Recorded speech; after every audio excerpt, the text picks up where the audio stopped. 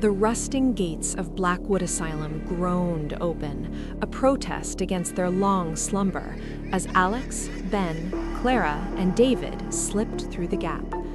Their flashlights cut through the twilight, illuminating crumbling brickwork and overgrown vines that clawed at the decaying structure. Blackwood wasn't just abandoned, it was infamous. Whispers of cruel experiments, forgotten patients, and a particularly gruesome incident involving a doctor and a deep, dark well had made it a local legend, a magnet for urban explorers like them. "This place gives me the creeps," Clara whispered, her voice barely audible above the rustle of dry leaves underfoot. Alex, ever the thrill-seeker, grinned. "That's the point, isn't it? Ben, lead the way to the main hall. David, keep an eye out for structural weaknesses." Their mission: document the asylum's interior, particularly the rumored echoing well, said to be hidden somewhere in the grounds. Legend had it that if you screamed into it, the well would echo back not your voice, but the screams of those who met their end within its depths. The interior was a labyrinth of peeling paint, shattered glass, and forgotten belongings. Wheelchairs lay overturned, rusted gurneys stood sentinel in dark corridors, and patient files lay scattered like fallen leaves, their secrets exposed to the dust and decay. The air was thick with the scent of mold, and something else, a faint metallic tang that raised the hairs on Alex's arms. As they ventured deeper, the atmosphere grew heavy. They heard faint scraping noises from upstairs, distant thuds that seemed to come from empty rooms. Ben, usually stoic, kept shining his light nervously into every shadow. "Did anyone else hear that?" asked David, stopping suddenly. A low, guttural moan seemed to reverberate from deep within the asylum's core. "Probably just the wind," tried to reassure them, but his own heart hammered against his ribs. After hours of cautious exploration, they stumbled upon it, a circular stone structure, half hidden by brambles in a forgotten courtyard behind the main building, the well. Its opening was dark, an inky void that seemed to suck in the remaining light. A heavy, rusted iron grate covered the top, secured by a thick, moss-covered chain. "This must be it," Ben breathed, his flashlight beam disappearing into the endless blackness below. A cold draft wafted up from the depths, carrying with it a faint, sickly sweet odor. Clara, her face pale, took a step back. "I don't like this, guys. Let's just go." But Alex was captivated. "Not until we try the echo."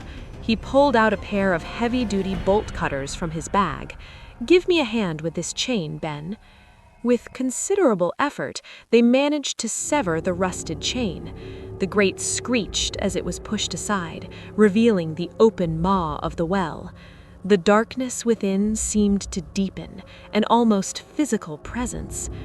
"Who wants to go first?" Alex challenged, his bravado thinly veiled. Silence.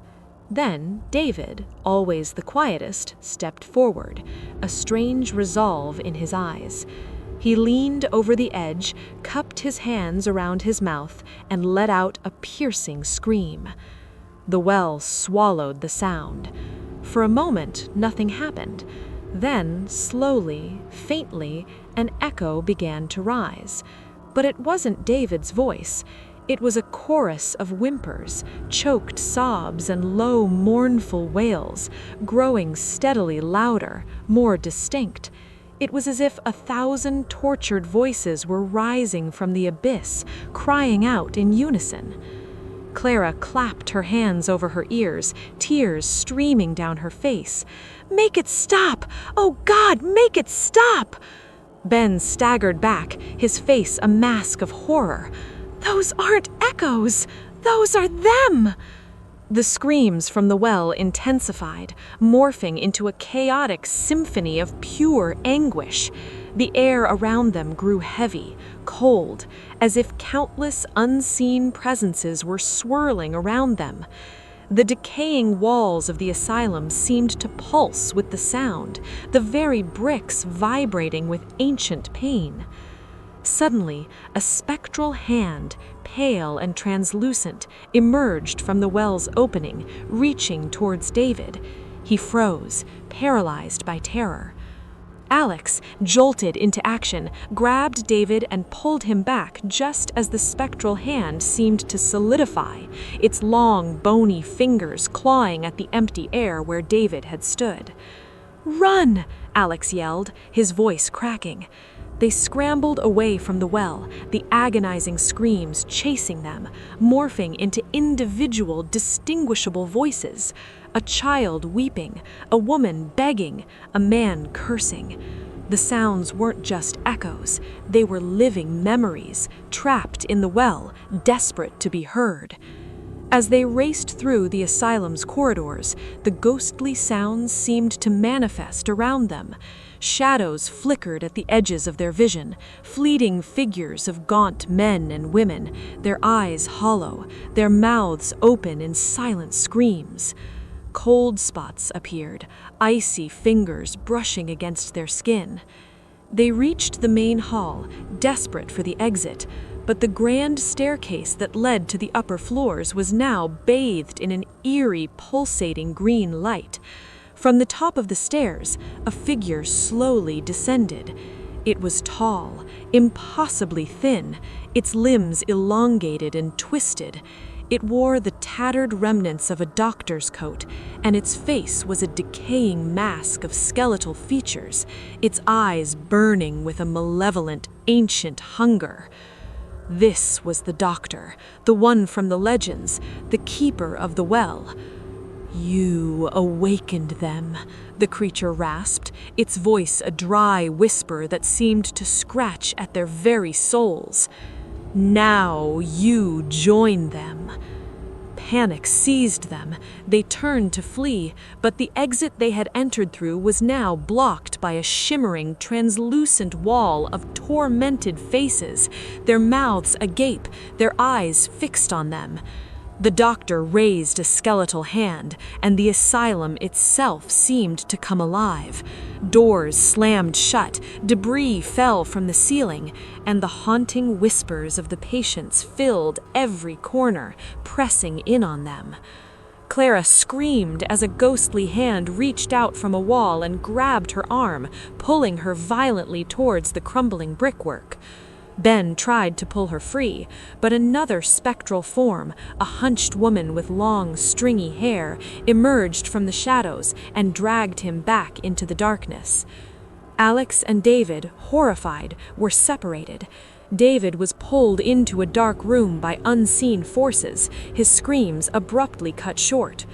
Alex was left alone, surrounded by the cacophony of the asylum, the doctor slowly advancing, its skeletal grin widening. He turned, seeing the well in the distance, a dark beacon. Perhaps if he could throw the doctor into it. But as he made a desperate dash, a chilling whisper slithered into his mind, clear as a bell. "You cannot escape.